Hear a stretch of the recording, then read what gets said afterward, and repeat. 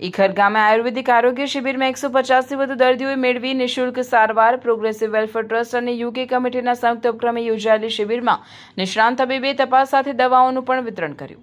આમોદ તાલુકાના ઈખર ગામમાં progressive welfare trust ઈખર અને યુકે કમિટી ઈખરના સંયુક્ત ઉપક્રમે આયોજિત નિઃશુલ્ક આયુર્વેદિક આરોગ્ય શિબિરને ગ્રામજનોનો ઉત્સાહભર્યો પ્રતિસાદ મળ્યો હતો. ઈખર ગામના હોલ ખાતે યોજાયેલી આ શિબિરમાં ઈખર ઉપરાંત આસપાસના ગ્રામ્ય વિસ્તારોમાંથી મોટી સંખ્યામાં વિવિધ પ્રકારની આરોગ્ય સમસ્યાઓથી પીડાતા દર્દીઓ ઉપસ્થિત રહ્યા હતા.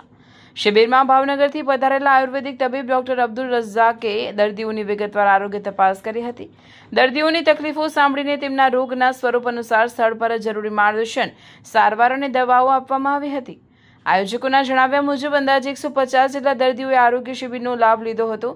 શિબિર દરમિયાન ઉપસ્થિત એક દર્દીએ મીડિયા સમક્ષ પ્રતિભાવ આપતા જણાવ્યું હતું કે તેમને લાંબા સમયથી જે તકલીફ હતી તેમાં સારવાર બાદ નોંધપાત્ર રાહત અનુભવાઈ છે અને આયોજિત શિબિરથી તેઓ સંતોષની લાગણી અનુભવી રહ્યા છે. ડોક્ટર અબ્દુલ રઝાકે પણ લોકોને સમયસર સારવાર લેવાની અને આરોગ્ય સંબંધિત સમસ્યાઓની અવગણનાના બદલે યોગ્ય તબીબી સલાહ મેળવવાની અપીલ કરી. તેમણે જણાવ્યું કે આયુર્વેદ પદ્ધતિ દ્વારા અનેક પ્રકારની સામાન્ય તેમજ લાંબા સમયથી ચાલતી તકલીફોમાં યોગ્ય માર્ગદર્શન અને સારવારથી રાહત મળી શકે છે. સમગ્ર આરોગ્ય શિબિરના સફળ આયોજનમાં માતર આરોગ્ય કેન્દ્રના પૂર્વ આરોગ્ય સુપરવાઇઝર યુનુસભાઈ તલાટી સહિત ગામના આગેવાનો અને સ્વયંસેવકોએ મહત્વની ભૂમિકા ભજવી હતી. તેમના સંકલન અને સહયોગથી સમગ્ર કાર્યક્રમ સુવ્યવસ્થિત રીતે પૂર્ણ થયો હતો.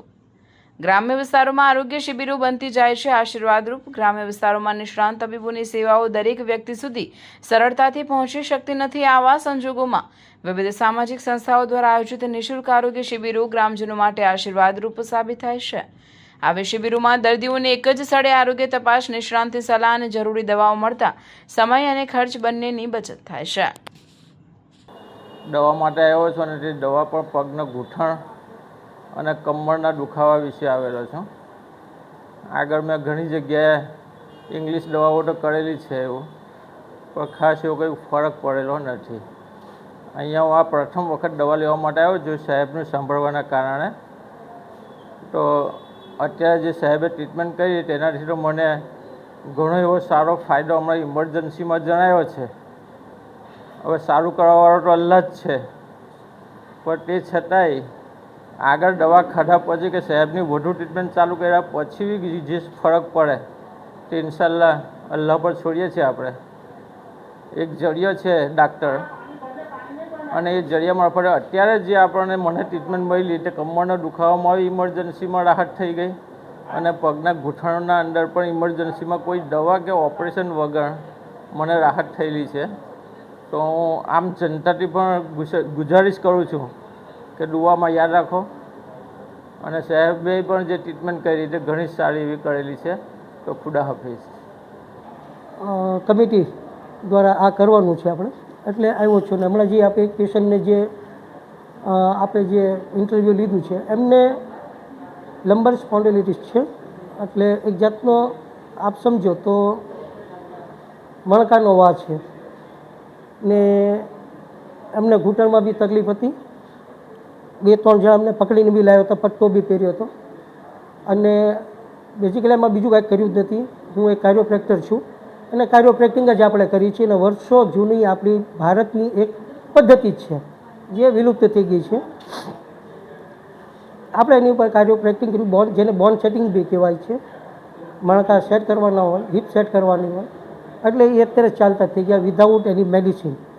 હવે મેડિસિનમાં અમુક આયુર્વેદિક જે નેચરોપેથીની દવા હોય એ આપણે અમુક આપી છે કે એમને વાહ છે, બસ એની માટે જ. પેટ સાફ કરવાનું કીધું, ખાટું ખાવાની ના પાડી છે.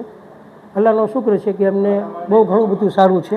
લગભગ 90% એમને રિલીફ છે પેનમાં, ને સ્પીડલી ચાલે છે, તમે લોકોએ જોયું જ છે. અને હું આભારી છું ડૉક્ટર યુનુસભાઈ તલાટી અને હાજી ઉસ્માન સાહેબનો કે એમણે આ આટલું બધું સરસ કામગીરી કરી છે. અને ઘણા પેશન્ટ છે એના લાભ લઈને જાય છે. ને સમાજને કહીએ છીએ કે ભાઈ હું મારી કોઈ ફીસ લેતો જ નથી, બરાબર છે, કે કોઈ મારો કોઈ કન્સલ્ટિંગ કોઈ ચાર્જિસ નથી. આવી જ રીતે અમે સેવા બી કરીએ છીએ. મારું બી એક ટ્રસ્ટ જ છે, લાઈફ કેર ફાઉન્ડેશન, એને તે તમે કામ કરીએ છીએ. અને આવા ગરીબ લોકો જે ઓપરેશન નથી કરાવી શકતા કે જેનું ઓપરેશન નથી થઈ શકતું એ લોકોને આ એક ટ્રીટમેન્ટ આપણે આપીએ છીએ, બરાબર. જેને ઓપરેશનની સખ્ત જરૂર છે એ તો એને ઓપરેશન તો કરાવવું જ પડશે, બટ 100 કેસમાંથી 99 કેસ ઓપરેશનથી બચી જાય છે. એટલે આ કેમ્પનું એક આયોજન થયું કે કોઈને ઓપરેશન કે કોઈને પેન સહન ના કરવું પડે, એની માટે આજે અહીંયા ઈખર ગામમાં આ કેમ્પ કરેલ છે.